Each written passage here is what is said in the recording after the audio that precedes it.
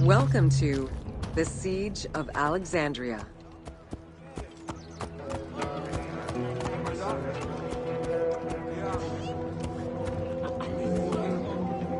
Among the collection of writings attributed to Julius Caesar are his descriptions of the Siege of Alexandria, the Gallic Wars, and the commentaries on the Civil War. These archives contain information on different campaigns, the wars of Alexandria, Africa, and Spain. Each of them recounts Caesar's military activity from 58 BCE to 45 BCE. Though Caesar's documents remain a main source of information, it's important to note that the perspective is limited. It is necessary for other historical documents to be taken into consideration to provide a better understanding of events.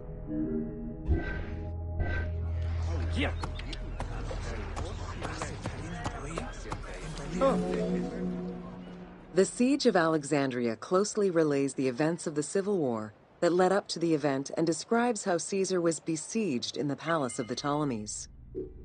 Other ancient authors have left equally valuable and sometimes contradictory information.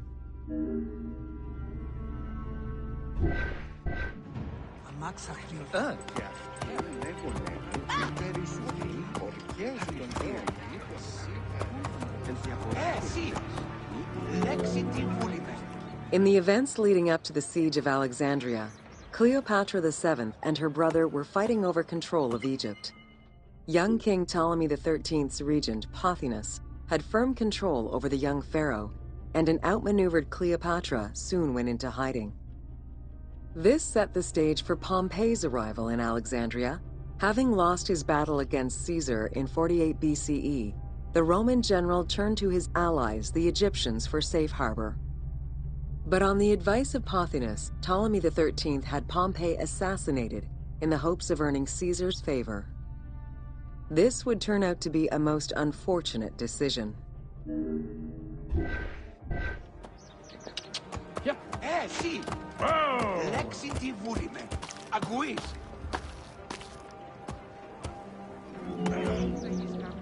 Upon his arrival in Alexandria, Caesar was presented with Pompey's head. The sight of a Roman murdered by Egyptians did not sit well with him. Caesar made his displeasure clear, ordering the return of Cleopatra, and for the siblings to resolve their differences and resume their co-rule of Egypt, as per the will of their father. Neither Pothinus nor Ptolemy XIII wished to accede to this demand. While doing his best to aggravate Caesar, Pothinus secretly plotted against the Roman ruler and sent word for Egyptian general Achilles to bring his 20,000 men to fight on his behalf. While Pothinus plotted against Caesar, Cleopatra made a bold move.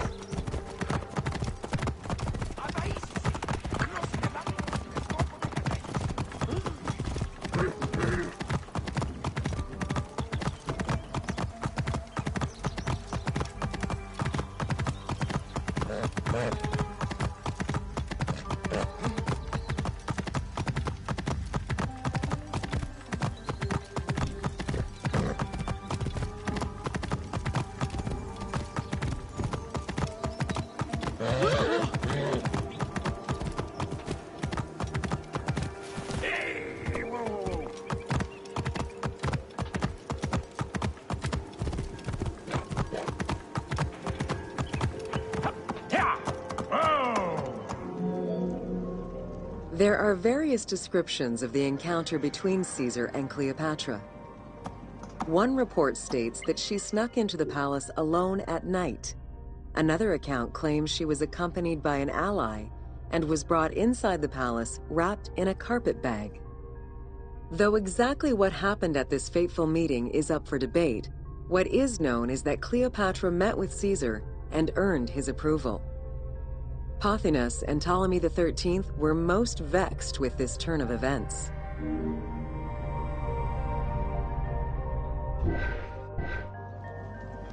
Here.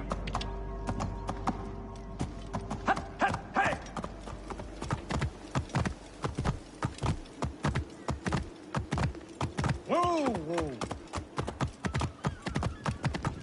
Yeah.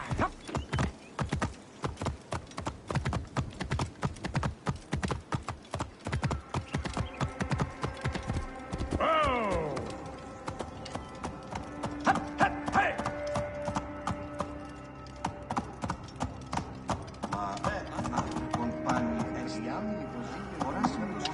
Yeah.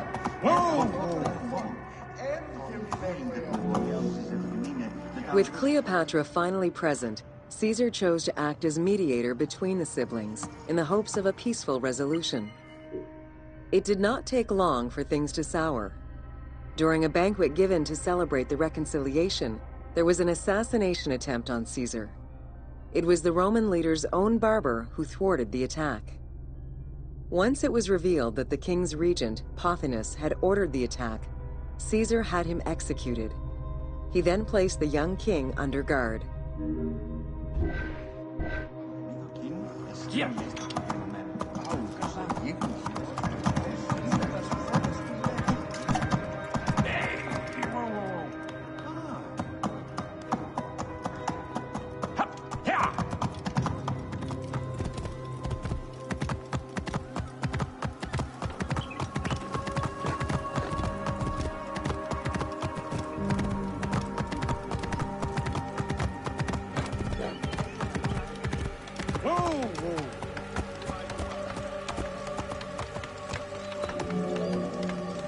Caught within the palace with roughly 4,000 troops, and with the knowledge that the arrival of enemy forces was imminent, Caesar sent for help from Syria, Rhodes, and Cilicia.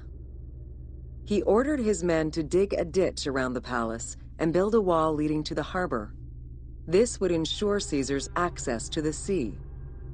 When Egyptian General Achilles arrived in the city with 20,000 men, the battle for Alexandria began. Yep. Oh! Yeah! Yep. Whoa!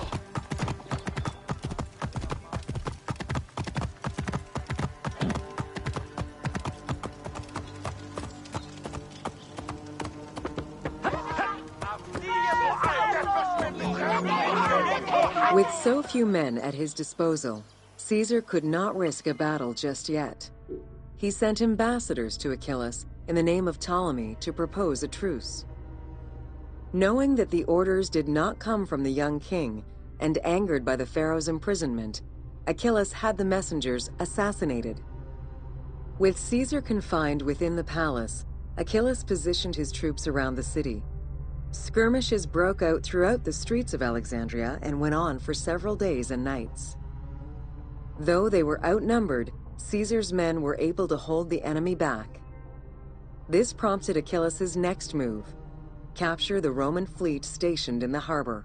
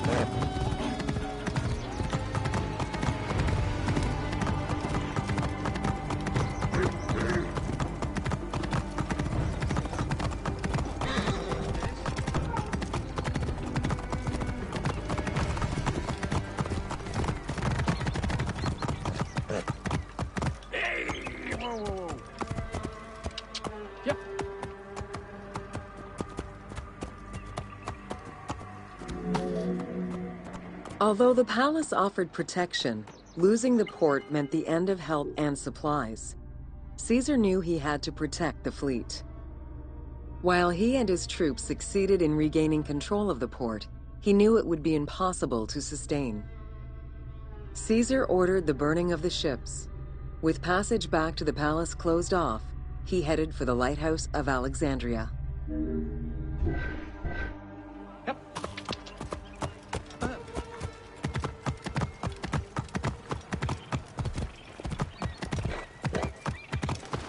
Whoa, whoa. Yep. Fighting their way through the Egyptian troops, Caesar and his men eventually reached Pharos Island. There, they took refuge within the lighthouse. With easy access to the open sea, Caesar was able to send messages to his allies requesting reinforcements and more supplies. The island fort also allowed him to control access to the harbor by relying on the chains used by the Egyptians to control ship traffic to and from Alexandria's docks.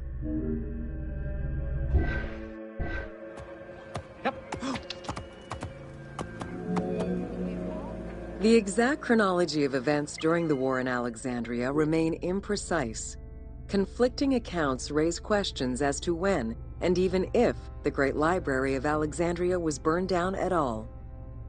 One account states that during the fighting, docks and warehouses were burned, and this was the fire that spread to the library. In another account, when Achilles cut off the harbor, Caesar had to leave the safety of the palace to defend his ships. As the enemies battled across the port, their arsenals set ships ablaze, and this destruction spread to the library. Yeah.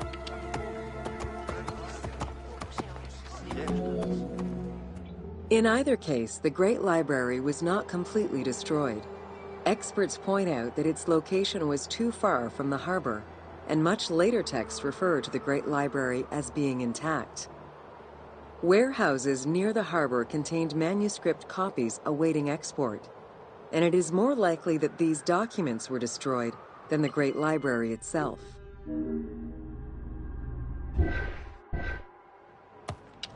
Yep.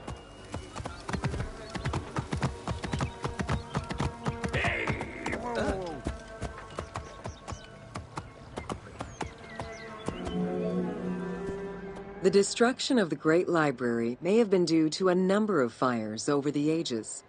Its end was probably closer to the 4th century CE, when the Christian Emperor Theodosius I ordered the closure of all pagan temples.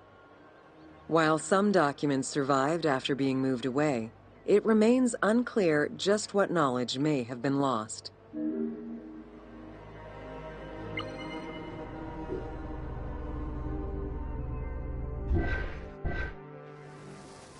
Yep. Where there are accounts of Achilles being in control of the battle against Caesar, it appears that instead Cleopatra's sister, siding with her brother, had him killed and put her ally Ganymedes in his place. Ganymedes proved a valuable tactician for the Egyptian side. It was his idea to cut Caesar's access to the harbor, thus trapping Caesar at the palace. Yeah. Ah!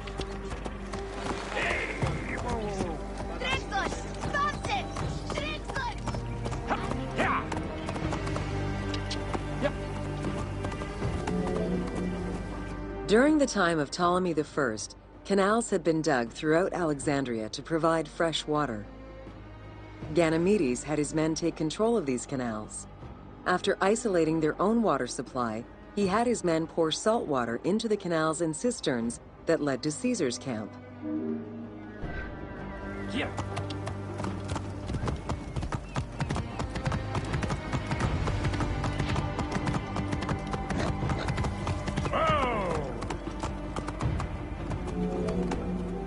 Panic erupted in Caesar's men. They wouldn't last long without fresh water. Recognizing that the porous limestone could help them, Caesar and his men dug wells to restore their water supply. Days later, the 37th Legion, comprised of Pompey's soldiers, arrived by ship. Unable to come ashore due to the winds, Caesar risked going out to meet them on the peninsula, Cape Chersonese. When the enemy learned Caesar's location, they rushed to intercept. Despite an obvious advantage for the Alexandrians, Caesar, with a Rhodian ship full of skillful sailors, emerged victorious. Yep.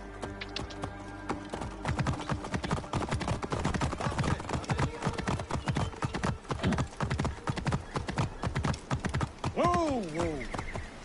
Hut, hut, hey. With help from the Allied ships, Caesar's victory enabled him to push the Egyptians back and secure the lighthouse. Gaining control of Pharos Island sent the Alexandrians into the sea and swimming back to the city. However, Caesar's fortification of the island didn't last long. The enemy regrouped and were set to storm the island. Panic-stricken, in spite of Caesar's encouragement, many of his men then fled their posts, either by ship or jumping into the sea. Yep. Yeah. Hup.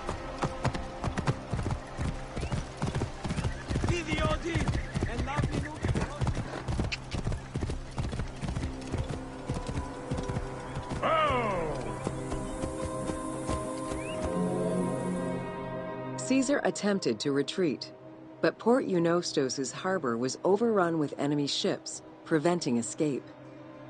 Reportedly, Caesar gathered his papers and leapt overboard in an attempt to swim to an Allied ship farther out.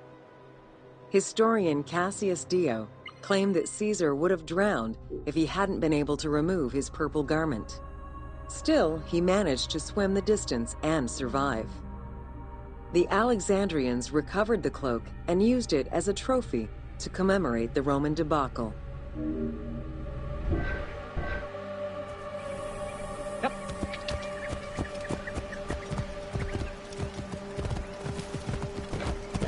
Whoa, whoa. Yeah.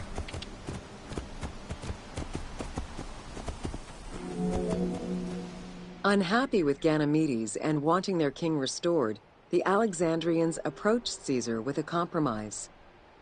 Caesar agreed to release Ptolemy XIII after entreating him to spare the kingdom and remain loyal to Rome. Once freed, however, the king defied the agreement and continued the war. Yep. Hup. Yeah.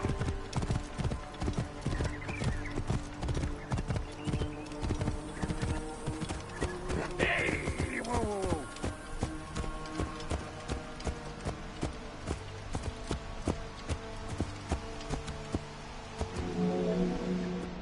By this time, a faithful ally of Caesar's, Mithridates, arrived in Egypt, clashing with Ptolemy's troops at Pelusium. Outnumbering the enemy, Mithridates secured the region between Pelusium and Alexandria. Ptolemy, warned of Caesar's ally marching on Alexandria, sent his troops to prevent passage over the river.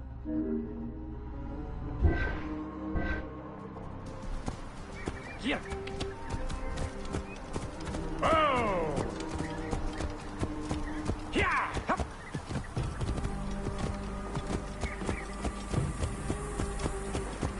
Whoa, whoa.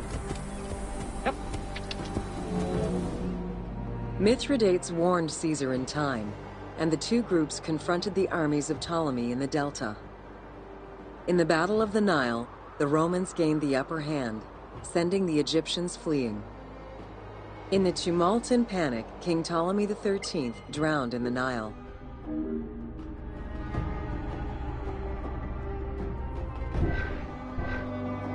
Yeah. Hup, hup, hey.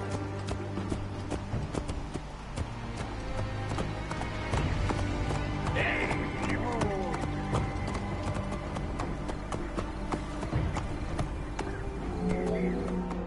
After the siege ended, Cleopatra VII married her younger brother, Ptolemy XIV, enabling her to reign over Egypt until 30 BCE. Under her rule, Alexandria settled into its position within the Roman Empire and eventually surpassed Athens as one of the most important cities in the Roman Empire. Julius Caesar remained in Egypt for a short time. He and Cleopatra would later have a son named Caesarion.